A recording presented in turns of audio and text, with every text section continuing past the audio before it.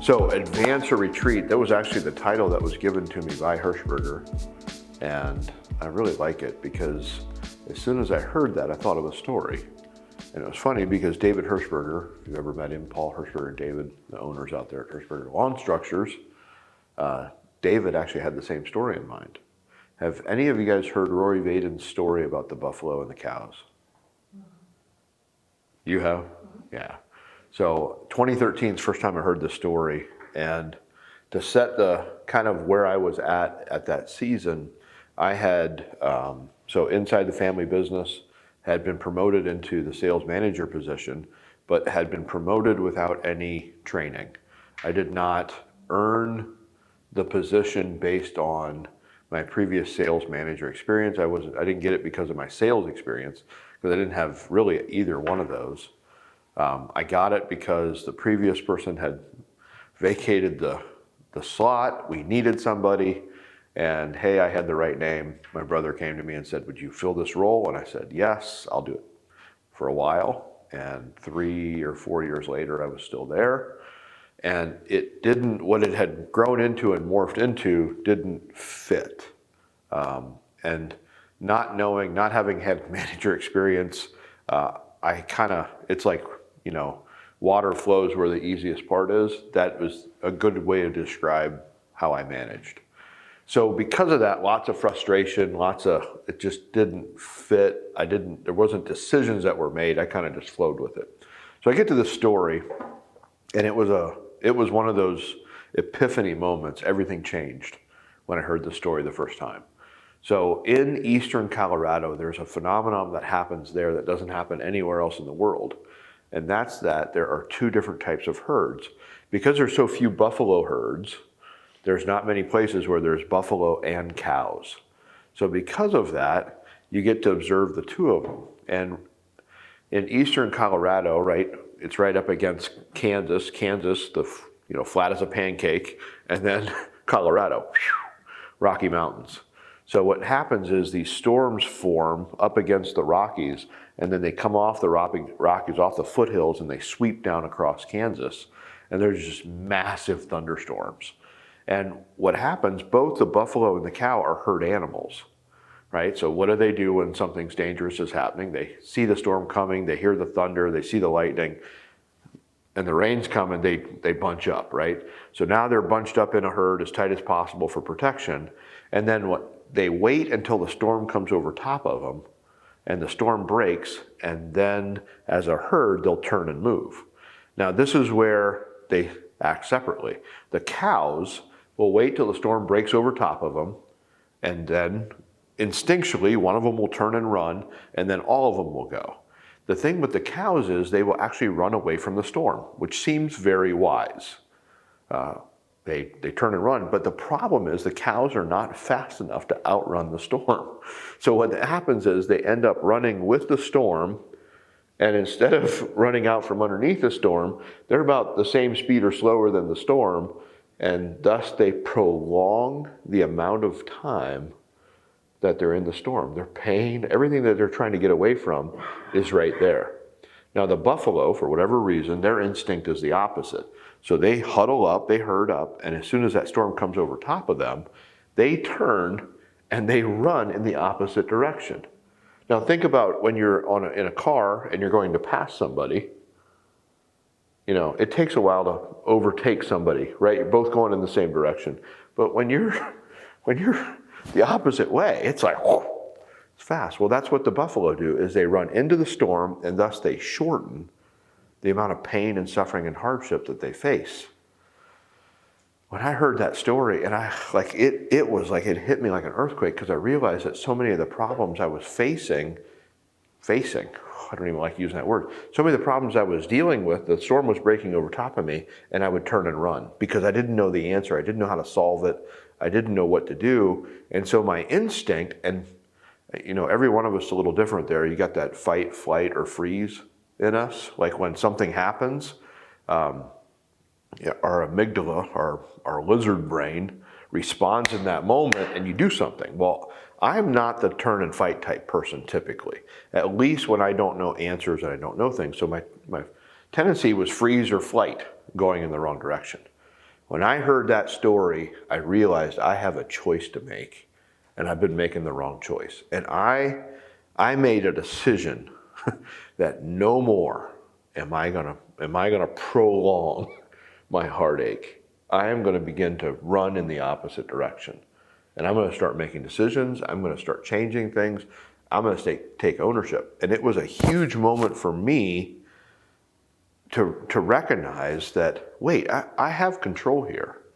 And as I started doing that, I started looking at what I had created. And one of the epiphanies for me as a manager was to realize nobody had ever told me what I was supposed to do in that role. Like, I didn't have somebody coming along and saying, you know, you need to do it this way, you need to do it this way. I didn't get trained in because the previous manager had already left.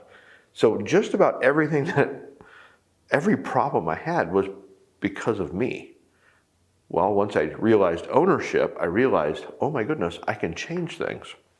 Then as I thought about changing it, I realized I don't even have to ask anybody because nobody told me what to do. I don't have to ask permission on what to change.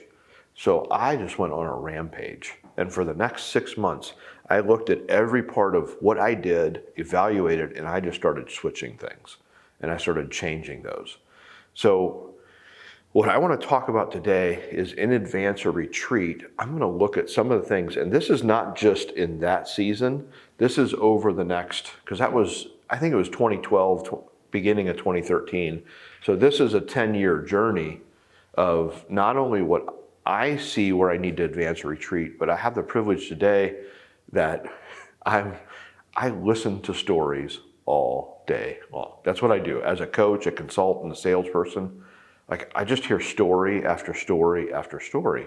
So these are things that I see in business owners, business leaders, salespeople that, and I got 10 different areas that we kind of struggle with. So first 4 are going to be geared towards business owners, and then the next 6 are going to be geared towards everybody. So since we don't have as many business owners in here today, I'm going to go a little faster through the first 4, and then we'll spend a little bit more time on the next 6. But I encourage you, push back, ask questions, find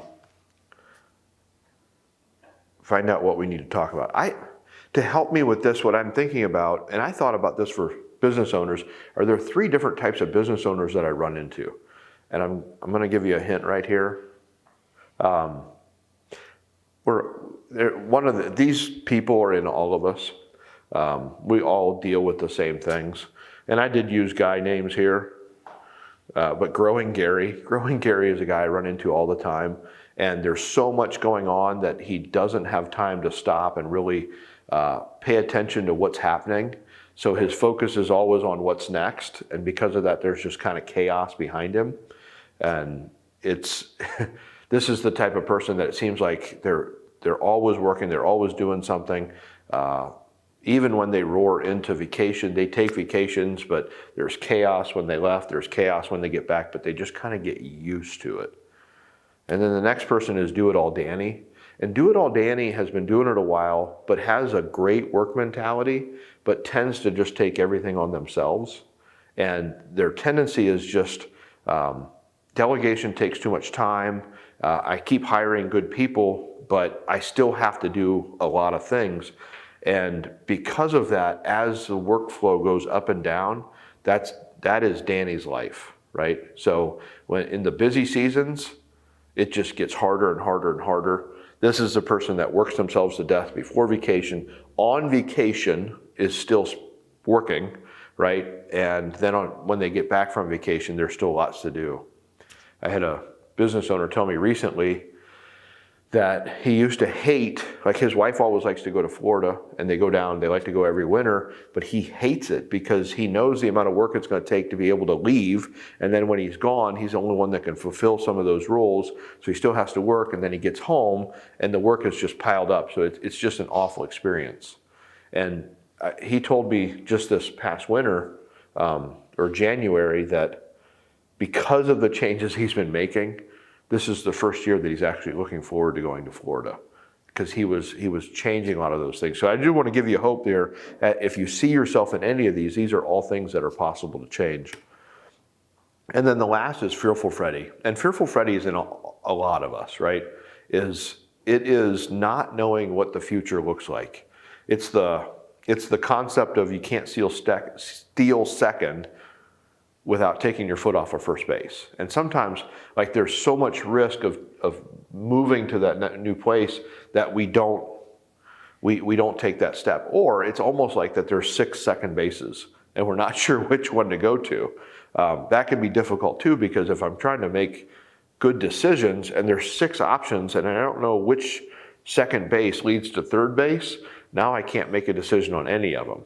And now, again, I'm just going to stay on first base. And Fearful Freddy can really struggle to change things because everything's too risky. So I don't know if you relate to any of those 3 or where you're finding yourself, but these are kind of the 4 things that I've found that need addressed in a business owner.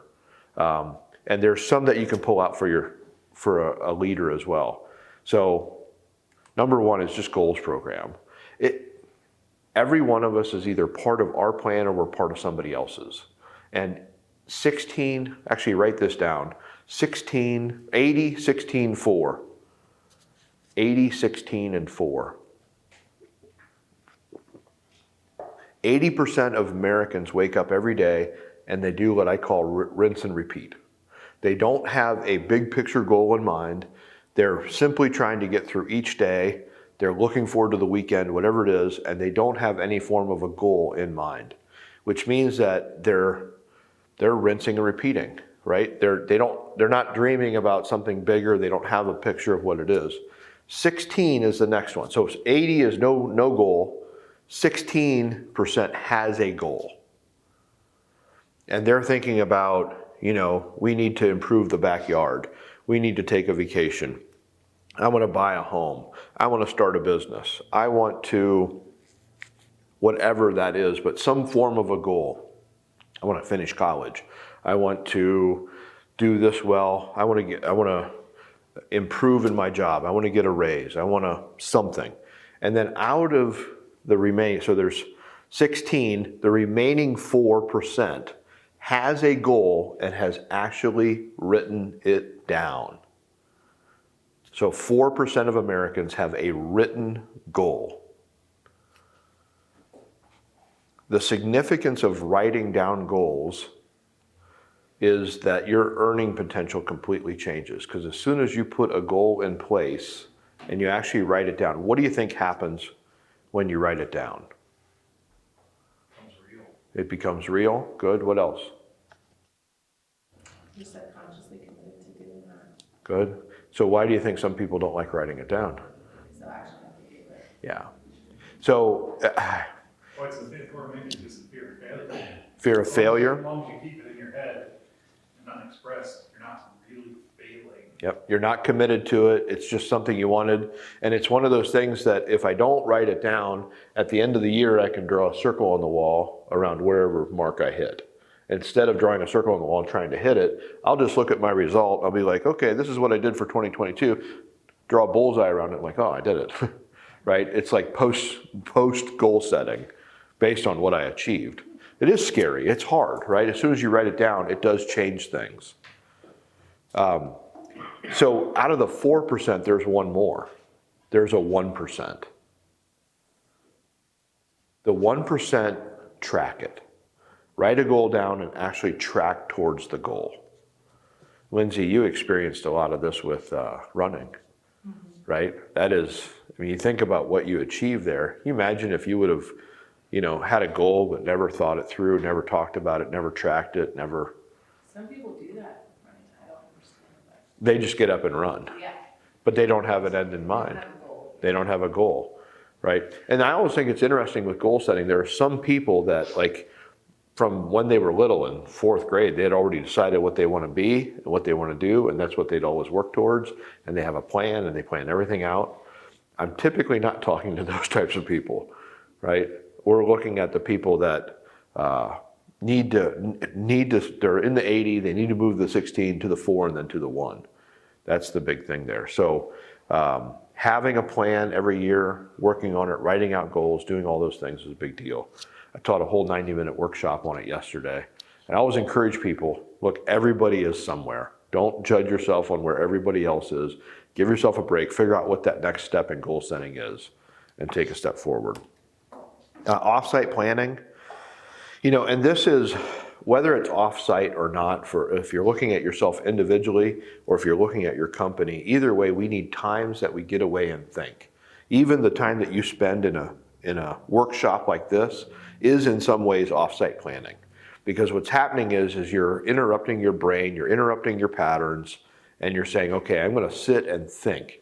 The thing about a workshop like this is you don't get to choose what you're focused on, right? But there has to be time every year that you're getting away and you're focusing on the different parts of your business, the different parts of your career that you're looking at and evaluating.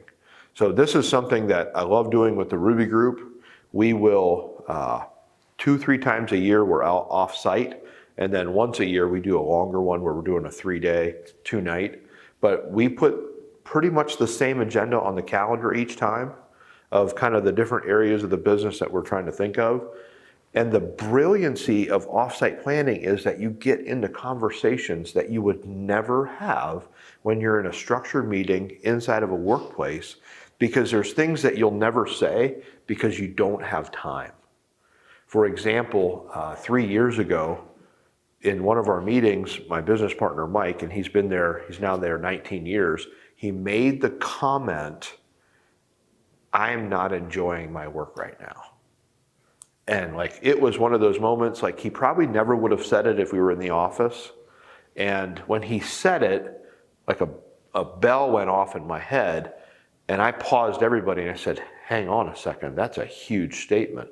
Why did you say that? We spent the next 2 hours unpacking that, and we realized that he's been doing the same thing for 16 years, and he's tired of it, which meant that every day he was waking up and he was prospecting, which is a large part of what my job is that we're in the sales world, we're always prospecting, and he was tired of it.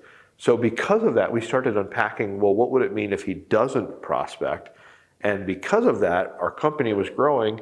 We fired him from the sales position as the owner of the company and gave him a sales manager role and created a new position for him. And because of that, we have now gone from 6 trainers total to 11 trainers total. And we've been able to grow because he's full-time in that position. That conversation would never have happened in an office, because those are those long-term conversations that there's space and room to have those conversations. So I want you to think about where do you allow that kind of room into your career, into your job, into your business, so that you can explore what's really happening here? What's really going on in my business? What's going on in my career? What am I looking for? And then there needs to be multiple people there. Who else needs to be there to be able to help you with that? This is our team here. We just added another one this year, so that's going to be really different this fall when we do our offsite. But we have a lot of fun. We go to Airbnb. We cook really good, and it reminds us. Those offsite times also remind us why we like each other. So that when you're in the nitty gritty and you're doing the hard things, still having fun together. Who do you recommend going to those? Everybody? Leadership? So leadership. So, and we have offsites where we do everybody, but that's a different environment. We're looking for, when we do leadership, that there's a different agenda. You have to think about that. There's a completely different agenda when it's just us leaders together versus when the whole team's there. Because when the whole team's there, you can't talk about the team. And one of the most important things that we do as leaders is we talk. We go through every single person. We look at their numbers. We look at where they're at, and we talk about how do we help them. What are they missing? What can we do to really improve them? Where do they want to go? What are their goals? How do we come alongside of them? So it is different agendas with different people. Org chart, this is one of those things for a company that's so basic, and yet a lot of times what I see with growing Gary and Do It All Danny is because a lot of organizations grow organically and they start small and they keep going up. What happens is that leader takes on so many hats and so many roles, and because of that, they end up not putting the work into the organizational chart. As companies get bigger, they'll typically figure those things out, but sometimes they still don't document it. And what happens is one person ends up wearing an incredible amount of hats. And then because of that, you never know who's talking. I'm in an organization right now that the VP of sales is also fulfilling a sales role. So when you're in a meeting with them and you're asking sales questions of the salespeople, the VP of sales will jump in and answer as a salesperson, but really as the VP of sales. So her answer is never, and so what I started asking her, I would just ask, well, who's answering the question? Who answered that question? Are you answering that as a VP of sales, or are you answering that as a salesperson? And you can see there's role confusion there because you're never quite sure what's happening.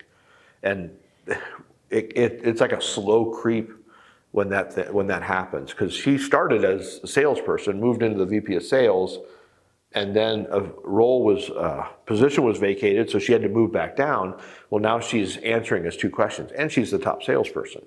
So now it just skews every conversation we have because you've got the star student answering every question, and now how the other people are going to answer, because you can never go against what the VP of sales says, and she's the best salesperson. It just makes goofy conversations.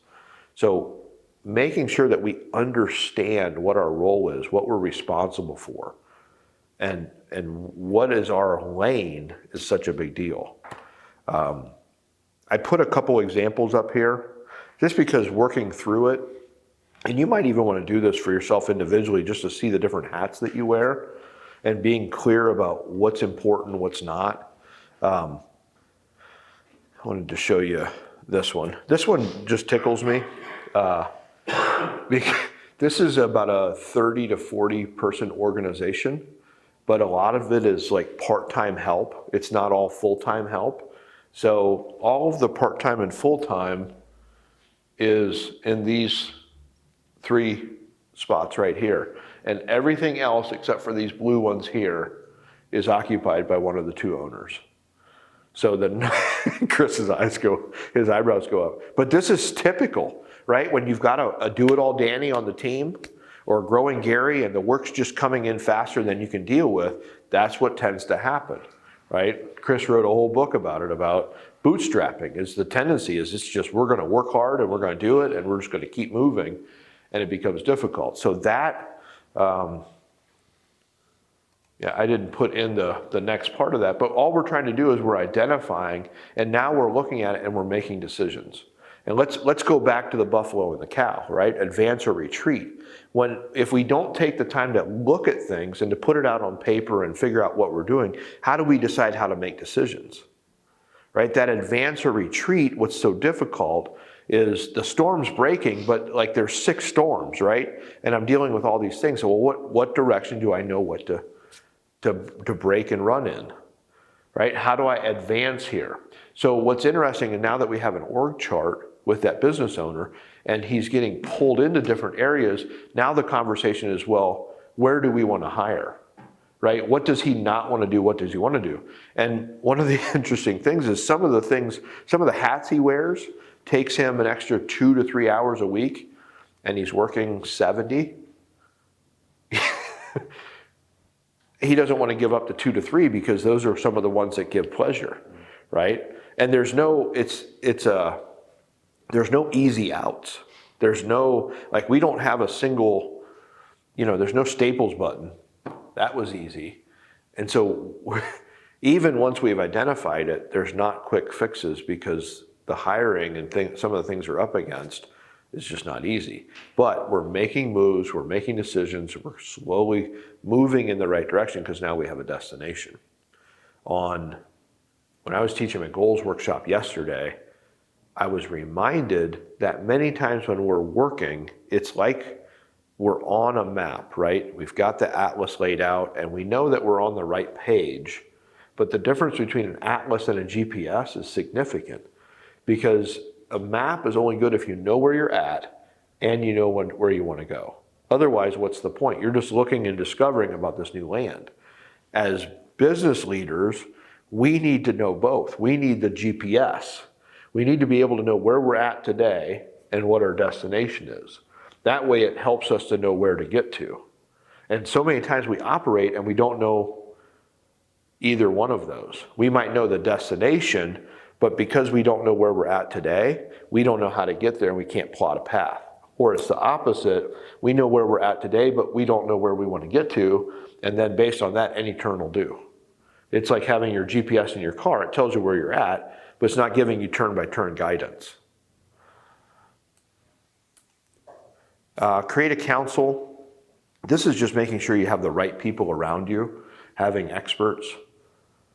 For a business, this is accountant, attorney, banker, insurance agent, benefits coordinator, financial planner, business coach, mentors, advisory board. There's so many people that need to be around a business owner to be able to help them make good decisions. And what's funny is a lot of times you don't even know why you need them until you come in contact with them and somebody helps you with that.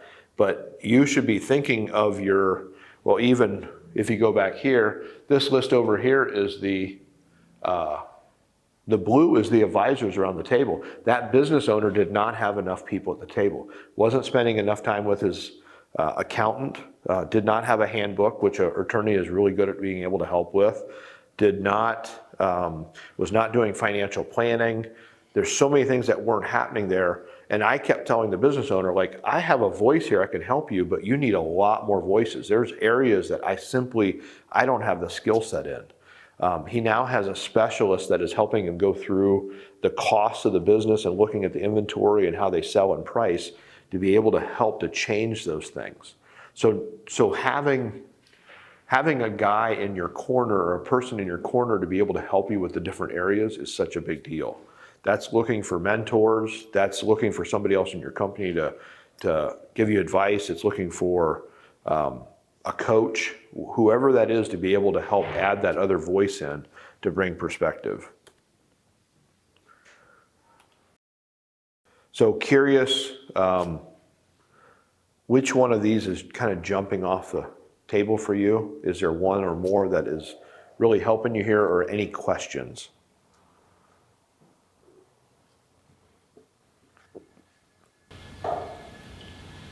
What happens when you run into the time where it's like, I want to set goals? So when you have goals organizationally, and you're trying to disseminate those down to individual levels, what happens when that isn't happening on the individual team players level? Yeah, it's hard because for the business owner themselves or the leader, they will take on the goals of the company, and that's a natural thing that happens. But for an individual inside the organization, those goals don't mean the same thing. So in order to be able to help somebody be successful in that, you have to take their personal goals and tie it to why it makes sense for the company. So if I can understand as an individual in the organization that if I do this, this, and this, that will help me to achieve my goal, then it will make sense and I'll own it and I'll work towards it. But if there's no connection there, and it's just, well, I'm going to improve the company to be able to improve the company, and it doesn't impact my world, it's hard for me to get ownership in that and actually make a difference. So that's where it becomes the leader's responsibility to help each individual uncover what are their personal goals, like what do they want to accomplish, why is this important to them, and then help them understand why that ties into the corporate goal. And if you can do that, that'll make the change there. But if you have 8 out of 10 people that are not setting goals, not interested, and just want to get up and rinse and repeat, you're going to have those people on your team at some point in time. And it'd probably be nice to say I can set my entire team of the 4% or 16% even, but how do you motivate people who don't want to set goals? Well, so you're talking about if you have 80%ers, right, that they don't have any. And that's where one-on-one coaching, because a lot of times they have things that they want to work towards, they've just never spent time talking about it. And the only way to change that is one-on-one, right, is to help them identify, like, what do they want? Is there something they want? And sometimes it's as simple as that. It's not starting with, well, what are your goals, because they don't have them in mind. It's actually helping them slowly to work through where do they want to be and to actually form those into thoughts. It gets interesting because if you've never thought that way, it can be difficult. And so that takes going really slowly. I remember working with an individual named Erica, and her parents had never asked her those questions. And when we started talking about goals, it just confused her. And so with her leader, she had about 2 or 3 one-on-ones where they just took time and started talking through, well, what does that look like? How do you set goals? What do you care about? And after about 2 or 3 meetings, she started to identify and started thinking about, well, what does she want? And it took time for her to process that. It wasn't earth-shattering like in that first 3, 4, 5, 6 months, but as she started to get clearer about what she wanted, she started giving feedback to the leader about, I don't like this. I don't like that. I like this. This is what I want to do. I would like this type of work. And through that, they were able to start tying those things in, and then the motivation changed. But it took time, right? So each person, you have to deal with where they're at. That's the key there. Everybody's different. All right, so here's my next 4, and these are utilitarian. These are basics, but these are things that some of us learn really well. And then there's other ones that we have weaknesses. So I'm just gonna warn you, I'm gonna be a little vulnerable here. I am by nature a people-oriented person, which means that I really enjoy spending time with people. And then the task side, I'm not, it's just not my strength. So some of you guys might be like, oh, I nailed all 6 of these, this is great. But zero inbox, I'm curious just from in the room here, how many emails do you get a day on average?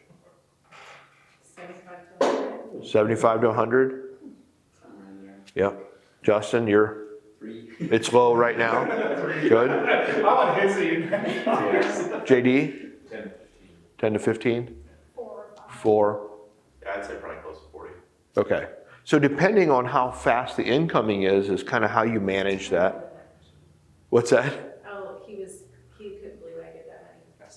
That's just if I'm out for like 4 hours and don't check it, then I come back to like 50. Yeah, how many are actionable? How many require some form of action? Maybe half of them. Okay, so but 50 on a daily basis, So depending on what structure you've started with, the storm's coming. What gets interesting is when you go on vacation, you have a full day. Where does that time come from to be able to spend on email, right? And you might want to think about this. This could be voicemails. This could be text messages. It's any form of communication. It could be that you have to go talk to people. But how fast is it incoming, and then how do you manage it, and where's your comfort level? So my comfort level used to be around 40 to 50 in my inbox. It was manageable enough that I could scroll down and kind of keep track of what's in there. I used my inbox as my to-do list, my reminders, my research, my notes, and my calendar. So if there was something in there that I needed later, that I would leave it in my inbox and I couldn't delete it. So that meant I could never get down to 0 and I could never just clear out my inbox. And what would happen is I'd go on vacation and I wouldn't check my email. Like I'd try to check out, or I'd have a really crazy 2 or 3 meeting schedule. And because of that, it would just pile up and my inbox would go to 120, right? And maybe 3/4 of them would be actionable where I got to respond and do something with them.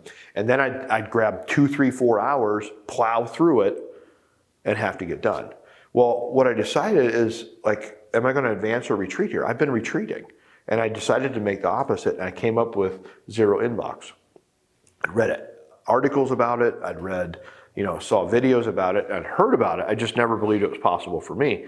And I also had the belief that I hate email. Why did I hate email? Because I could walk out of a meeting, have a clean to-do list, and 15 people had given me something to do as soon as I walked out of there. I didn't feel like it was fair. Right? Can you imagine if I'd walk in your office, Justin, and just add 15 things to your to-do list? Like that doesn't make sense, but that's what happens with email, right? It just comes in. That frustrated me. So I made the opposite decision. I said, I'm going to love email. It's going to be one of my favorite things. It's never going away, right? We'll use email up into my 70s, 80s. Well, it's some form of communication like that is necessary. So I went for 0 inbox. And I started identifying that I'm going to need a lot more tools than I have. There's a reason I was using my inbox for everything that I do, because I didn't have other good systems in other places. Well, now today, and we'll cover some of those systems, but now today, I don't hit this every day, and that's not necessarily my goal. My comfort level is somewhere around anywhere between 5 to 10 emails in my inbox. And could I get to 0 every day? I could. I have a lag time of maybe they'll sit there for 2 to 3 days. I don't let it get longer than that. And on average, I'm somewhere under 10. Just because that's where my comfort level is. It would take like that extra 10% to finish up the last part would take more effort. I'm okay with that. I think eventually I'll get to the point where every day it'll be empty. I've been doing this for, I think it was January 2 years ago that I made this decision. But every time I get there, I screenshot it just because it feels so good to have a completely empty inbox. And it lasts for if that's in the evening, that might last till morning and then something else comes in. But we have to have a plan for email. Next is Taskmaster, right? This one blows my mind. I'm in a meeting yesterday with a professional. Not professional like Chris, like a lawyer or somebody like that, but a professional, a guy that's been in the workforce for I don't know how long. And we're in a monthly meeting, and every month at the end of every month, we have an initiative. Right? We talk about what we're going to accomplish in the next 30 days and what we're going to report back to. And he missed the last one, right? Not his fault, right? Had to be somewhere, missed the last one. So it's a 2-month period. And he comes in and he says, well, I don't remember what I had said I would do. I'm going to call him later today. That staggers my mind, right? And yet we get so comfortable with that phrase. I didn't remember. I forgot. I didn't. That is not acceptable. How would we ever let ourselves get away with it? We will, somebody else does that to us, it upsets us, but we will justify, right? Why does he not have an organization where he knows what he said so that when he comes into that month, the meeting happens every month. Why does he not know where those notes are? Why does he not know what that task is? And this is one of the hardest things, right? Because when we're young, the amount of things that we can keep up here is incredible. Well, at some point, as you continue on in your career, it's going to outpace you.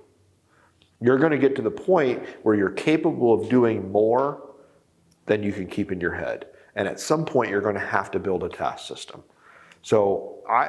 And you know what? One of the things that in my old career that I was comfortable with is that I had to operate off of that. But when I moved into my Sandler career, but the thing I would work on the hardest is to keep a really short to-do list so I could keep it in my head, because I didn't want to have to write things down. I didn't want to have to be accountable to that. Well, that works for so long. And then all of a sudden you have one of those weeks, one of those days, and there's so many things. And now you have to, and instead of building a good system, being on top of it, I would just be uncomfortable for times and then really rock it at others. So one of the things I've implemented is Microsoft To Do. Comes with the Microsoft Office suite, and I have built. What shocked me, if you look up here at all, it says 107, right? Because what I discovered is the amount of things that I was keeping in my head that are not short-term tasks is incredible.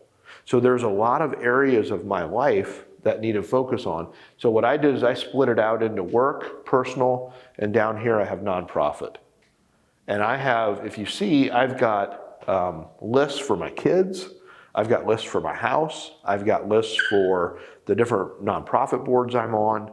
And I started just building lists for all the different areas that I have instead of having one to-do list or keeping it in my head or keeping it in my inbox. This helps me to stay organized long term so I don't forget things. I can put due dates in here. I can put reminders in here. I now share it with my wife, so instead of having an individual one for each of our kids, we share our to-do list in regards to that, so that the things that we're working on, the conversations we want to have, the different things that we're working on together, we both know about. I'm curious. How do you, give me some pro tips here on to-do lists. I'm sure we have some pros here. Legal pad. Legal pad? Okay. So advantages, disadvantages of legal pad? Pros and cons? Run out of paper quickly. Okay, good. You like being able to cross it off? That's one of the sweet parts of that, right? You can see it all in one space. That's really helpful. But you have to recopy, right? That's the pain of that. So I somebody else? actually enjoy writing my stuff, but I have to keep it digitally or else I'll lose it. Good, But I do basically the same thing, but with Apple. good. So you create the step list. Yep. Did you ever read Getting Things Done? It's like a book from the 90s. It basically talks about doing stuff like this because we keep so much in our brains. We need a place to put it so we don't always feel like. Yeah, who's the author? That I sounds don't remember. familiar. It's really old. Like he was talking about having like Palm Pilots and like he used to go in with executives I and feel help like I them read get that. organized. Like he would clean out their offices in a weekend and like do the whole thing. Yeah. It had a very good structure for it. Like you need a system to keep track of things. Yeah. Systems will trump everything else every time. If you have chaos in your life, build a system, right? If Tyler, I can give this advice to you specifically, right? As you're raising a child, right? You need good waking up systems. You need good go to bed systems. You need good supper systems. You need good nap systems. You need good putting toys away systems. You need good, like all of those things in your household, you need systems. The same is true in our businesses, right? We need systems and processes of how to do things. And if you're naturally that way, you'll just go build them. But a lot of us, we're not wired that way, or we forget. It's weird what we become accustomed to. The cows just got used to running in the same direction. The buffalo got used to running against the storm. Calendar king. Yeah, I wish I wouldn't have to have a calendar, right? I wish I could keep it all in my head. That would be so easy. I would just float from thing to thing, but I live off of meetings. That's my world. I'm going to give you a peek into one of my weeks, right? This is a fairly typical week for me. So, and I have lots of meetings. I have meetings with groups. I have meetings with individuals. I have meetings for the workplace, for like the teams.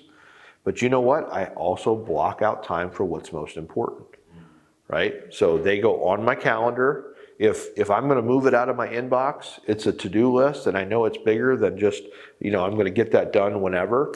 Then it goes into a slot in my calendar, and I put that time in, right? And every one of them, we're four deep here in these different things. Every one of these, we should be growing and advancing over time, right? Because your world will change. Justin, at some point, you're going to get more than 4 emails, right? It's going to switch. Whatever you start with is typically what we continue with.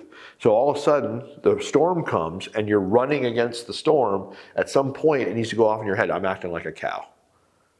Switch gears. I need to do this differently. I need to not be okay with this. So owning that calendar, shared calendars, being able to block time out, being able to block travel time, all those different things. And what you can hear is you can listen for what you say, right? What's coming out of your mouth will tell you how you're operating in that. Note taker. What meetings are you in that something's happening in that meeting that you need to find out later and prepare? And maybe you went through school and you were a great note taker and you wrote all your assignments down and this is an easy part. Maybe you're not. This was not one of my strong suits. I was working with an individual and and his business was 15 years old. But the business was inherited from his parents, and they had moved on, and now he's running the company. And the fear in the business, right? And this was Fearful Freddy. The fear in the business was that the business is going to go away tomorrow. The risk is that if I don't work as hard as I can, so Fearful Freddy became Do It All Danny, and he was just going. And it was growing Gary because there was just more work coming in than they could handle. So he was always just dealing with what he had to, but because he was afraid that the business might end tomorrow, which he inherited that fear from his parents, he didn't build any systems. He had not a single system, which meant that he would go sit with an individual, listen to him, talk to him, and then wouldn't schedule a time to come back and meet with them, would say, I'll go back, I'll work on my stuff and I'll come back, would go back, and then it would be in the back of his mind, and then eventually they'd call him, and then he'd say, okay, I'll be out, because he was just responding to everything. He'd come out, and when he would drive back in their drive was when he would remember all the things that he was supposed to do. Now, he stayed busy because people liked him and there was nobody else to do the work. So he continued to be there. Once we identified that the business is not going away, he started building systems like crazy. So bought himself an iPad, and the next thing you know, he's going and showing back up to the places where he was just to take notes on everything and take pictures to be able to go plan for what needs to be done. So how do you operate with notes? What are you using notes for? Like, how well are you at capturing notes? How well are you at planning for what's coming up? If you've got a meeting coming, are you reviewing notes? Are you prepping for those things? Right? And this is, honestly, this is ABCs of being in business. This is the basics. But often I still remember the day, my brother taught me this. I would walk into his office, we would talk about something, and then I'd come back and I wouldn't remember what we'd talked about. And, being my brother, he, instead of just saying, hey, I think you need a notepad, he said, you walk back into my office one more time without a notepad and a pen, don't come back in, right? So there was a hard line there, and I started learning to show up with a pen. But even then, I didn't know what to do with it. But being a good note taker is a big deal. Now, if you have a few enough meetings that you can keep it all in your head and you never drop any balls, great. But I really doubt that that's possible, right? So think about all the meetings you're in. How quickly can you find the notes from the last time? If it's once a month, can you go back and find your notes from that? So one of the things that I made a decision on, and this was back in 2013, I decided I'm going paper free. I would have stuff all over. I'm not good at keeping track of things. So I would have a piece of paper or keep a note on this, and I could never find anything. So I decided, okay, one of the best ways to keep things organized is to move it into digital systems. So I decided to go paper free, and I started using Evernote and Dropbox.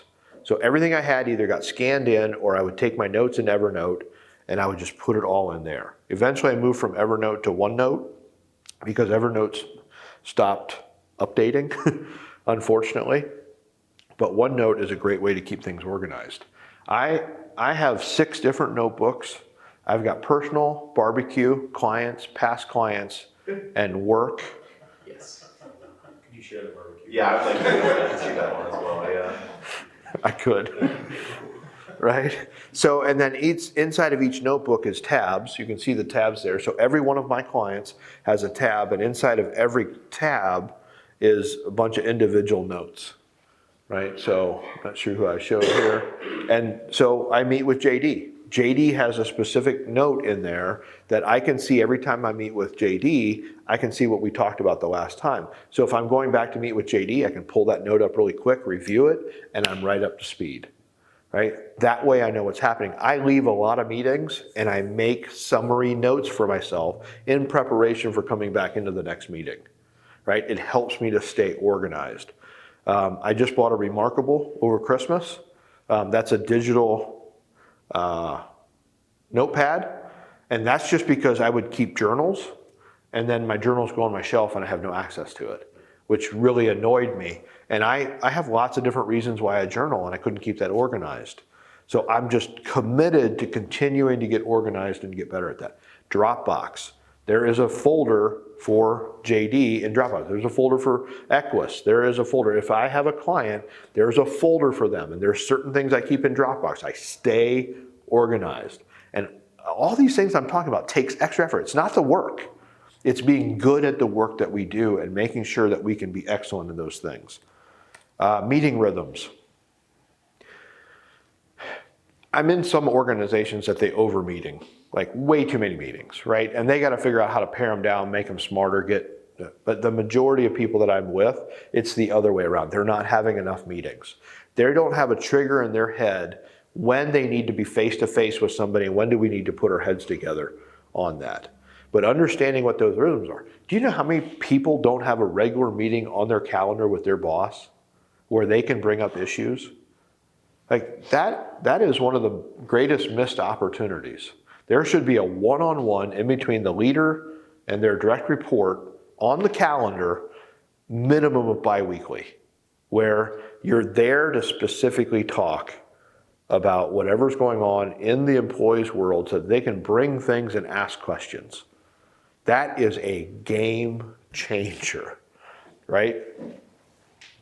If, like Justin, you're there every day, you and Brian are there. What's weird is you'll always work on the work, but if you don't have a time that you're setting aside to be able to say, we're gonna work on the business, or we're gonna talk about this, it's hard, right? One business owner that's a growing Gary, the amount of work that would come in was just overwhelming. As he started putting people in place, they were talking all the time because it was a small business, but they started putting a bi-weekly leader meeting on the calendar. And they started relying on that meeting that every time something was happening, they would always say, can this wait till the Friday meeting? And if it could, then they would bring it in there, and then they had time to talk through what was going on, to make decisions, to operate. And that Friday meeting became the pivot point for everything else they were doing. So I just want you to think about your meeting rhythms. Who are you meeting with? How often? And this is a sales tip, right? JD, you're in sales here. How often do you need to be meeting with your existing clients, right? Are there people outside the organization that you should be meeting with on a regular basis? Is it to build a relationship? Is it to build, making sure that when we work on things? I come from the trades world where we were supplying contractors.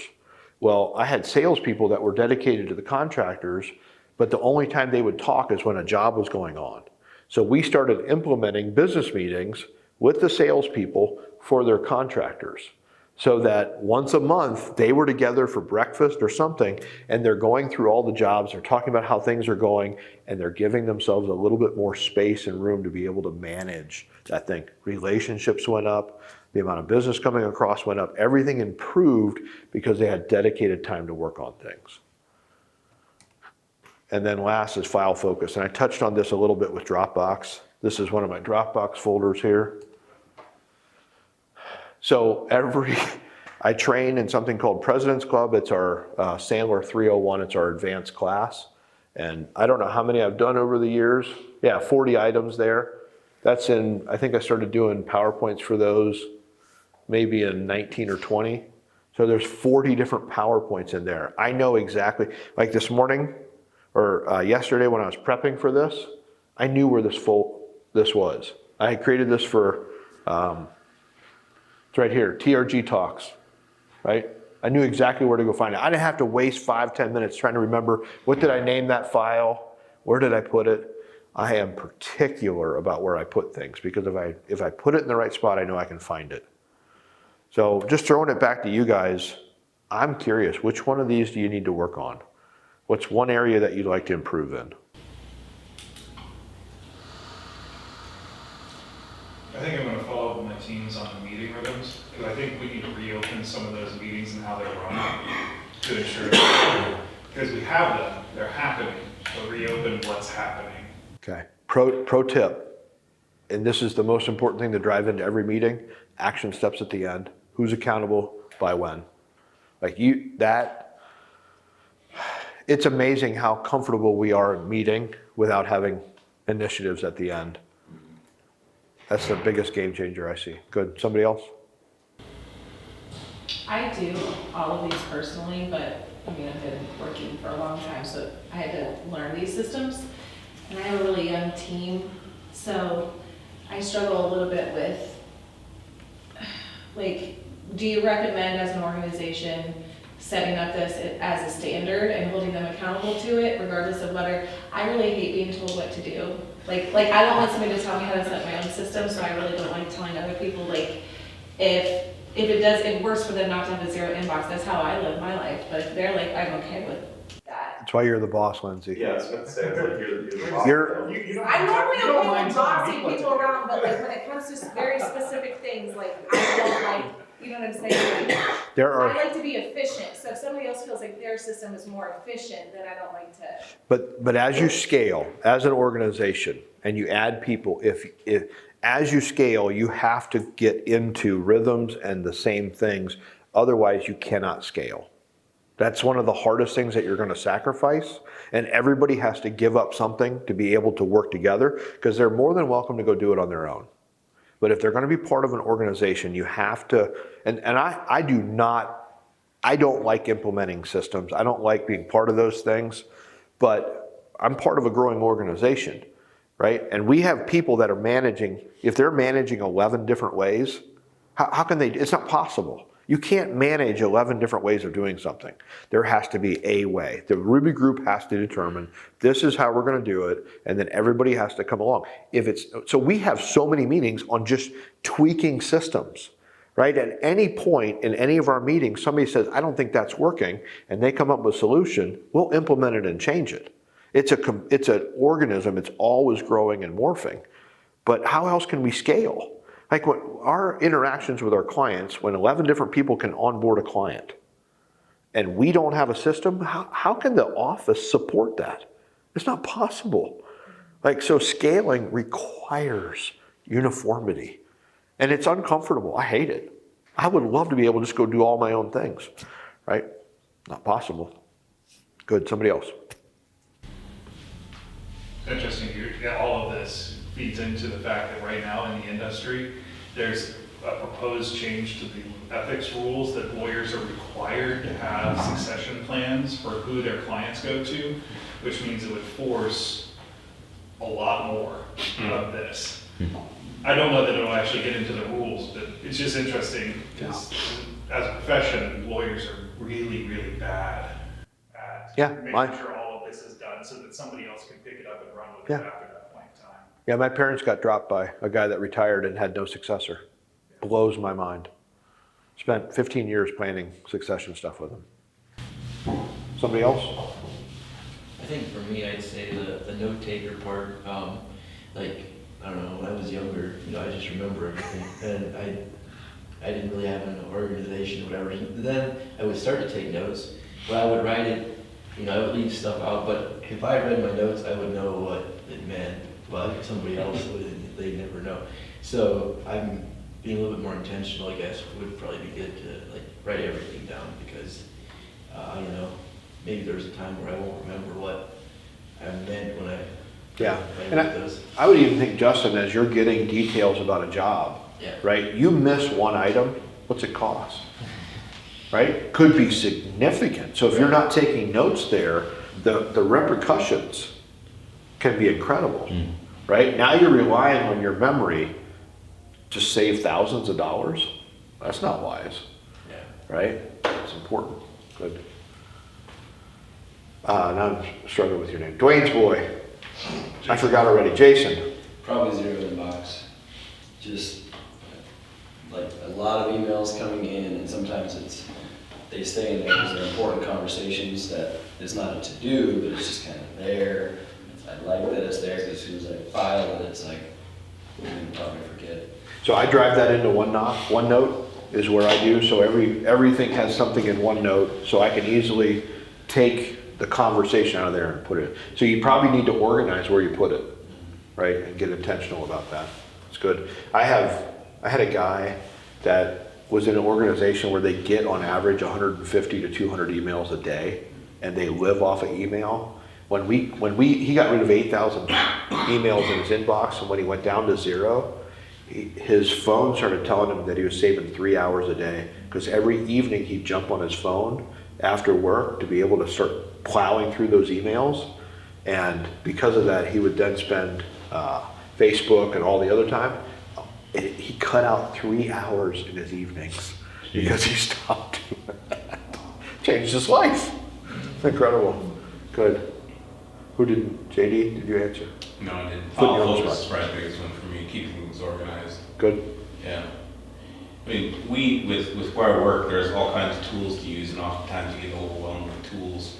I've found that if you find one that you like and stay with that, you don't go after the next shiny penny. So. Can I put you on the spot, Olivia? Are you okay with that? I don't know if you like talking. good at a lot of these with my school stuff, but then when it comes to work, I haven't done hardly any of it, especially the files. My computer is a nightmare. So it's, I think this is, yeah, Chris is This is closing good his to ears. know. But I'm good at filing, so it's good to know. Well, I've done it with my school, I just Yeah. haven't done it with this stuff. But it blows my mind how we do that. Like we'll just kick butt in one area and then the other area we're like, and we become accustomed, right? It's like we're a buffalo in one area and a cow in another. It's good. Yeah. I would say Zero Inbox and Taskmaster, because in my mind they've become the same. If I get an email for a task, sometimes I feel, Chris, maybe I don't know if you want to step out for this. Sometimes I won't respond right away, so the little flag is next to it to tell me that I haven't responded. So I will do the task and then respond that I did it. Yeah. Yeah, Which is dangerous, because if I forget about it, then the next day I'm like, oh shoot, I forgot to email them back, but that also meant I forgot to do the task that they asked me to do. Yeah. I'll close with this, right? I'm raising a 17 or a 12-year-old. Like, I am having conversations with them and trying to teach them to build systems, and I continuously remind them, I get paid to teach this to other people. Adults are paying me really good money. If you learn this, this will take you through the rest of your life. If you can be successful in these areas. So my same thing is to you. You want a pay raise? You want an increase? You want to be able to do more? Because typically when you're able to do more, you get paid more. Right, here's a pay raise. Right, here's pay raises. Right, because when you're capable, people will give you more work. When you get more work, you'll get paid more. Right, it's a pretty easy formula.